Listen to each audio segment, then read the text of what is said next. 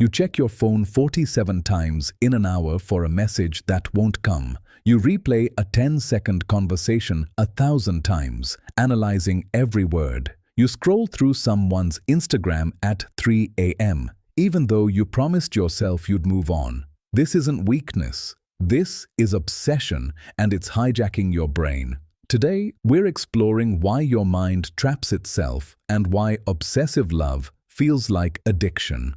What is obsession? Obsession isn't just thinking about something a lot. It's your brain getting stuck in a groove it can't escape. Psychiatrists define it as involuntary, intrusive thoughts that you can't control. The key word, involuntary. You're not choosing to think about this. Your brain is choosing for you. Here's where it gets neurobiological. When you obsess, your orbitofrontal cortex, the part of your brain that evaluates rewards and makes decisions, becomes hyperactive and gets stuck in a loop. Imagine a record player with a scratch. The needle can't move past that groove.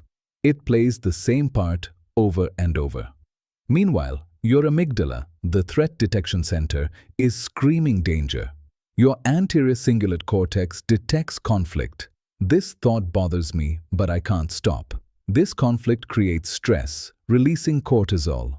And here's the dark part. Cortisol amplifies the very obsessive thoughts it's meant to solve. You're caught in a biochemical trap. The reward system, your striatum releases dopamine when you ruminate. Thinking about the problem feels like you're solving it, but you're not. You're just reinforcing the neural pathway. It's like taking cocaine.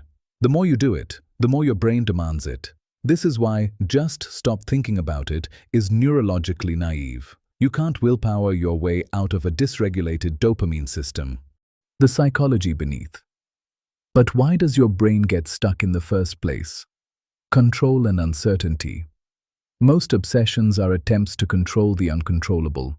Someone sends you an ambiguous text. Your brain generates discomfort. You replay it 100 times thinking, if I analyze this enough, I will achieve certainty. But you won't. Each replay creates new interpretations. The goalpost of enough thinking keeps moving. You're chasing certainty you can never find. Real example. A woman obsesses about an exam she took 3 weeks ago. She replays her answers, imagines what the grader will think, catastrophizes about failing. This rumination gives her a sense of control. At least I'm thinking about it. Even though thinking about a finished exam changes nothing.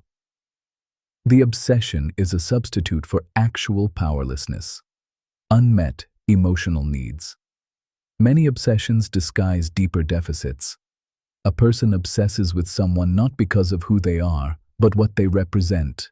Unconditional love, validation, security. Case study.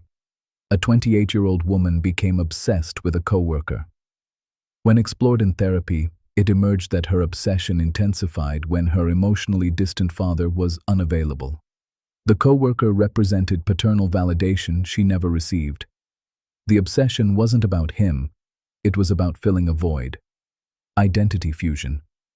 High achievers often say, I obsess over my goals, that's what makes me successful. An anxious person says, I worry and obsess, that's who I am. This identity fusion is dangerous. Letting go of the obsession feels like losing yourself. So you keep obsessing. And here's what most people don't realize. The harder you fight an obsession, the stronger it becomes. Psychologists call this the ironic process. Your brain interprets your resistance as a sign of importance. Fighting the thought reinforces it. You're locked in a neurological catch-22. Obsessive love, the darkest form. Obsessive love is obsession's most destructive manifestation. And it's not actually about love. In genuine love, you care about the other person's well-being, even if it doesn't benefit you. In obsessive love, you care about what they represent to you. The actual person is invisible. You've projected an idealized fantasy onto them, and you're in love with the fantasy. The characteristics.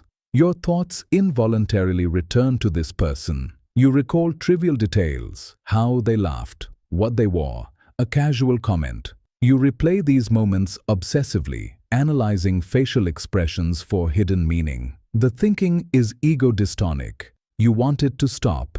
It won't. You experience acute fear of rejection. Not because losing them would hurt, but because rejection would confirm what you unconsciously fear, that you're not worthy of love. You filter negative information. They say something unkind. They were having a bad day. They flirt with someone else. It doesn't mean anything. They explicitly say they're not interested. They're afraid of feeling something real. This is called crystallization. Your brain actively distorts perception to maintain the fantasy, and you idealize everything. A person who is somewhat ambitious becomes brilliant. Moderate attractiveness becomes the most beautiful person I've ever seen. A minor quirk becomes endearing. The real person has disappeared. Real cases. Case 1. A man became obsessed with a woman on Instagram he'd never met. He screenshot her photos, created fake accounts to follow her, used reverse image search to find her in other places. He fantasized about rescuing her. When she blocked him, he rationalized, "She wasn't the person I thought anyway," and immediately transferred the obsession to someone else. This is parasocial attachment.